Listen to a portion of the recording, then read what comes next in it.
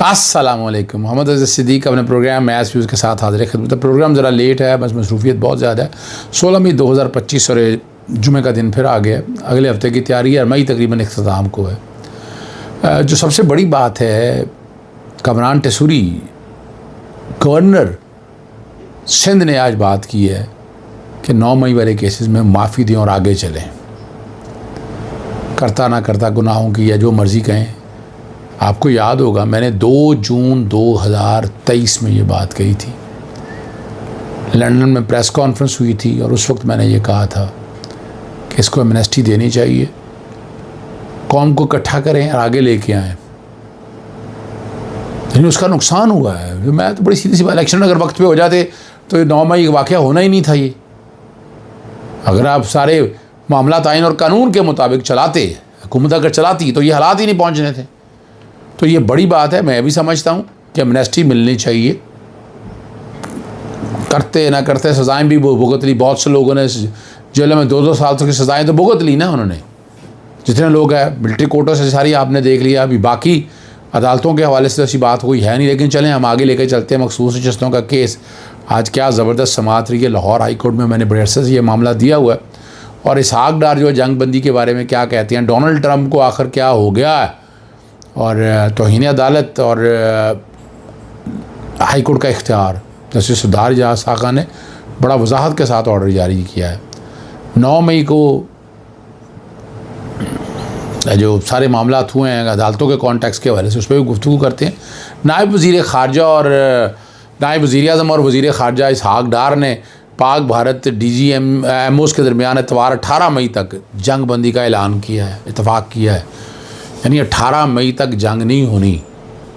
इसका मतलब ये नहीं है कि जंग के ख़तरे मंडला रहे हैं, नज़र यही आ रहा है। सेनेट इजलास से खिताब करते हुए उन्होंने कहा था कि पाकिस्तान खित्ते में किसी की बर्तरी तस्लीम नहीं करेगा। बराबरी की सतह पर बात होगी, मामला बिलाखिर बातचीत की तरफ ही जाएगा। भारत से जामिया मुज़ाकरात होंगे और पाकिस्तान और भारत के दरमियान जंग बंदी में तौसीह पर इत्तफ़ाक़ हुआ है। 18 मई तक जंग बंद रहेगी। और शहबाज शरीफ ने आखिर कसम तोड़ ही डाली और मोदी को बाकायदा मुखातिब करके कहा, मिस्टर मोदी ये रास्ता इख्तियार करो तो मुँह की खाओगे। भारत में मोदी अपने अवाम को मुतमिन करने के चक्कर में ये रास्ता इख्तियार कर रहा है। उसके पास अब सलाहियत नहीं है कि ये मुकाबला कर सके। दूसरी जानब भारत के ख़िलाफ़ चीन भी मैदान में आ चुका है। तो उन्होंने हालात जंग बंदी की तरफ की जाना चाहिए तो जो इसका इंजाम होगा। और इस नुक्ते में इसको कई साल लग जाएंगे होना। ये बस गीदड़ बबकियाँ हैं। और अगर ये पानी बंद रखना है तो उसे जान लेना चाहिए कि चीन की जानिब से तिब्बत में ब्रह्मपुत्रा दरिया पर दुनिया का सबसे बड़ा डैम का मंसूबा तैयार किया गया है। तो इंडिया को ख़ुद इधर उधर की किल्लत का सामना हो जाएगा, पानी रोका भी नहीं जा सकता। ये बात ये भी रखना है। लाहौर में मखसूस नशस्तों का केस बड़ा ज़बरदस्त केस है। ये मैं बड़े अरसे से आ रहा हूँ। कई जजेस ट्रांसफ़र हो गए, 26वीं तरमीम आ गई। और मैंने आज जस्टिस खालिद इसहाक साहब के पास बड़ी वजाहत के साथ बताया, मैं क्या अगर मैंने कुछ पिटिशनें मैंने फ़ाइल की हुई हैं, अगर वो फ़ैसले हो जाते तो बहुत सी आ जाती। मैंने बस जिक्र किया मैं क्या एक ऐसा फ़ैसला था कि सियासी जमात को एसोसिएशन ट्रीट कर लिया गया, हालांकि 17(2) के तहत वो पॉलिटिकल पार्टी है। फिर मैंने बताया इलेक्शन की तारीख देने का इख्तियार सदर और गवर्नर को था, वो उठाकर इलेक्शन कमीशन को सेक्शन 57 में तरमीम कर दी। मैंने कहा मैंने वो भी चैलेंज किया हुआ मैंने। फिर मैंने कहा मखसूस नशस्तों के हवाले से आइन वाज़े कहता है और ये तरमीम यानी कि आइन कहता है हिस्सा मुताबिक जुस्सा मिलना है, यानी आपकी जितनी सीटें हैं उस प्रपोर्शनेट के मुताबिक मिलनी। इन्होंने कानून में तरमीम कर दी इलेक्शन एक्ट के तहत, सेकंड अमेंडमेंट एक्ट 2024, उसके तहत कह दिया कि अगर आप कागजात नामजद यानी आप लिस्ट जमा नहीं कराएंगे तो सीटें आपको नहीं मिलेंगी। ये कैसे हो सकता है? और वैसे भी इसका इतलाक़ आप माजी से कैसे कर सकते हैं? ये प्रोस्पेक्टिव तो समझ आती है कि आने वाले वक्त के हवाले से आ जाती है। अगर मान लें ये कानून सही है, बनाया है, लेकिन इसका इतलाक़ माजी से तो नहीं हो सकता। इलेक्शन कमीशन के वकील जो हैं उन्होंने बताया कि जनाब सुप्रीम कोर्ट में नाज़रसानी की दरख्वास्त या अमल दरामद के हवाले से मामला चल रहे हैं तो इसको इल्तवा कर दिया जाए। मैंने लास्ट डेट पे दरख्वास्त दायर की थी कि जनाब मैं तरमीम करना चाहता हूँ। आज मैंने दरख्वास्त वापस ले ली। मैं कहा मैं नहीं तरमीम चाहता, अभी नहीं चाहता। जब मर्जी से मैं तरमीम करना चाहूँगा मैं दोबारा दरख्वास्त दे दूँगा इस बारे में, इसलिए मेरी दरख्वास्त जो है ना वो वापस दे दी जाए। ये मैंने बड़ी वजाहत के साथ कहा। अदालत ने फिर रिमार्क्स दे दिए। अदालत ने कह दिया है कि सुप्रीम कोर्ट के मामला का इससे ताल्लुक़ नहीं है, ये एक अलहदा इंडिपेंडेंट कॉज ऑफ एक्शन है। अदालत इसको सुनेगी और इलेक्शन कमीशन का एतराज़ जो है अदालत ने मुस्तरद कर दिया। ये बड़ी खबर है, ये छोटी खबर नहीं है। इलेक्शन कमीशन का एतराज़ जो है ना, अदालत ने मुस्तरद कर दिया है। आगे चलते हैं बातों को लेकर, और मुलतवी हो गई है, अगले हफ्ते तक समाअत मुलतवी होगी। फाकी वज़ीर दाखिला मोहसिन नकवी ने कहा है कि अमरीकी सदर ने खित्ते को हौलनाक तबाही से बचाकर इंसानियत की खिदमत की है। अब ये अमरीकी इतना प्यार मोहब्बत कैसे हो गया? लोग तो बड़ी बातें कहा करते थे, कहीं ऐसी बातें तो नहीं है। और दो एडमी ताक़तों के दरमियान सीज़ फायर का क्रेडिट अमरीकी सदर को जाता है। ये क्रेडिट ट्रंप को कैसे दिया जा सकता है कि जंग जब जारी थी तो कहा गया अपना मामला खुद ही देखो, और ट्रंप को क्रेडिट कैसे दे दें आप? भारत तो अमेरिका के आगे मिन्नतें की हैं। इंसानियत की अगर खिदमत करनी है तो इसराइल को रुकवाए ना कि फ़लस्तीन पर हमला ना करे, जिसको अरब ममालिक पर ज़ोर डाल रहा है कि उसे तस्लीम करे। जिस दिन सऊदी अरब को तस्लीम करवाने का कहा, शायद उसी रोज़ इसराइल ने अस्पताल पर बम फेंका था। असल बात यह है कि अमेरिका के आगे दुम नहीं मार सकते।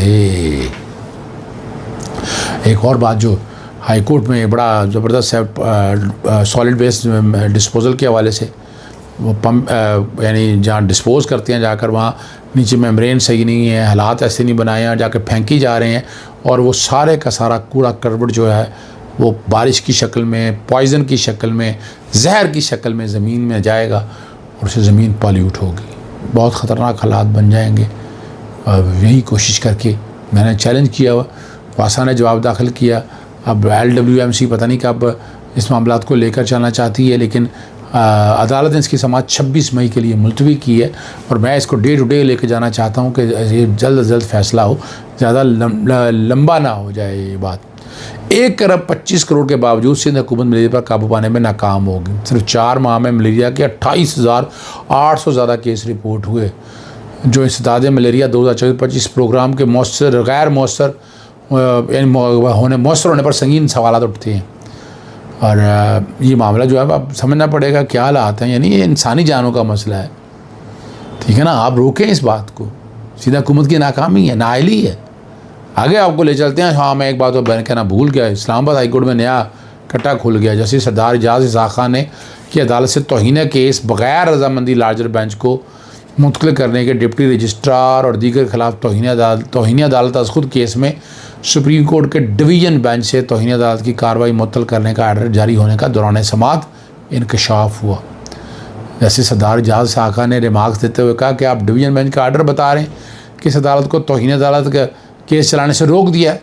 ये तो डिवीज़न बेंच जाने से इख्तियार से तजावुज़ है।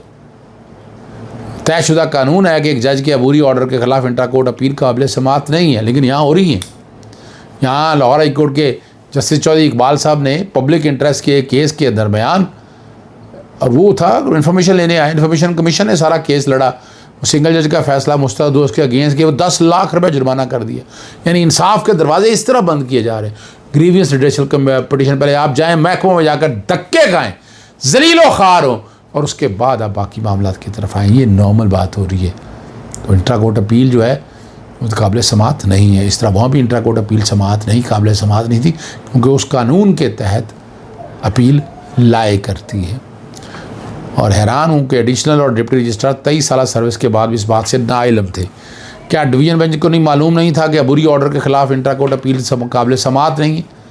और तौहीन अदालत की कार्रवाई आगे बढ़ाऊँगा और फैसला लिखूँगा।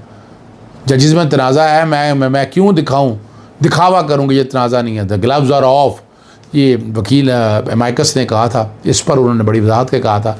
और अबूरी ऑर्डर के ख़िलाफ़ इंट्रा कोर्ट अपील काबिल समाअत नहीं हो सकती।